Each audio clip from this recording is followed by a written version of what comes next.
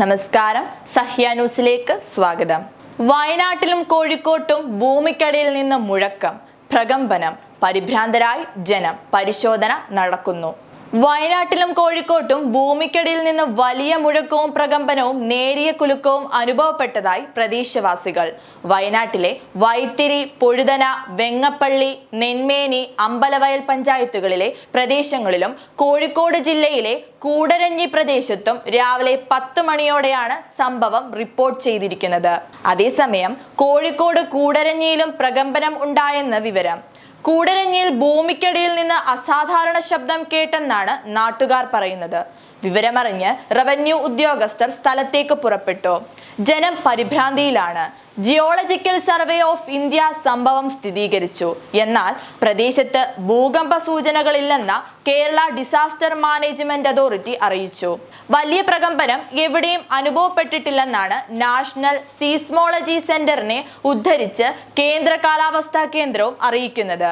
ജില്ലാ കളക്ടറേറ്റിൽ നിന്ന് ഉദ്യോഗസ്ഥർ സ്ഥലത്തേക്ക് തിരിച്ചിട്ടുണ്ടെന്ന് ജില്ലാ പഞ്ചായത്ത് അധ്യക്ഷൻ ഷംഷാദ് മരക്കാർ അറിയിച്ചു.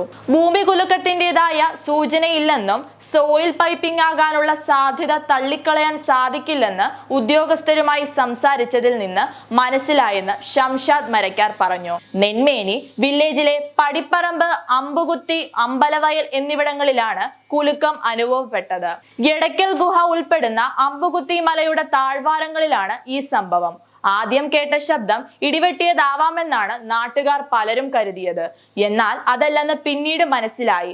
ഉഗ്രശബ്ദത്തിന് പിന്നാലെ ഭൂമി നേരിയ നിലയിൽ കുലുങ്ങുകയും ചെയ്തതോടെ ജനം പരിഭ്രാന്തരായി വീടുകളിൽ നിന്ന് പുറത്തേക്ക് ഓടിയതായും നാട്ടുകാർ പറയുന്നു. എന്നാൽ നാശനഷ്ടം ഉണ്ടായതായി വിവരം ഇതുവരെയില്ല. എല്ലാവർക്കും ഒരേപോലെ ഈ അനുഭവം നേരിട്ടതിനാൽ അമ്പലവയൽ എടയ്ക്കൽ GLP സ്കൂളിന് അവധി നൽകി. കുട്ടികളെ വീടുകളിലേക്ക് തിരിച്ചയച്ചു. മുൻകരുതൽ നടപടി എന്ന നിലയിലാണ് തീരുമാനമെടുത്തതെന്ന് സ്കൂളിലെ അധ്യാപകർ അറിയിച്ചു. എടയ്ക്കൽ ഗുഹ ഉൾപ്പെടുന്ന മേഖലയിലാണ് ഈ അനുഭവം ഉണ്ടായത്. ബാണാസുരമലയോട് ചേർന്ന പ്രദേശത്തും ഇതേ അനുഭവം ഉണ്ടായിട്ടുണ്ട്. അതേസമയം കുറിച്യർമല, പിണങ്ങോട്, മൂരിക്കാപ്പ്, മേൽമുറി, സേട്ടുകുന്ന്, സുഗന്ധഗിരി, ചെന്നായിക്കവല ഭാഗത്തും സമാനമായ അനുഭവം ഉണ്ടായെന്ന് ഇവിടെ നിന്നുള്ള നാട്ടുകാരും പറഞ്ഞു.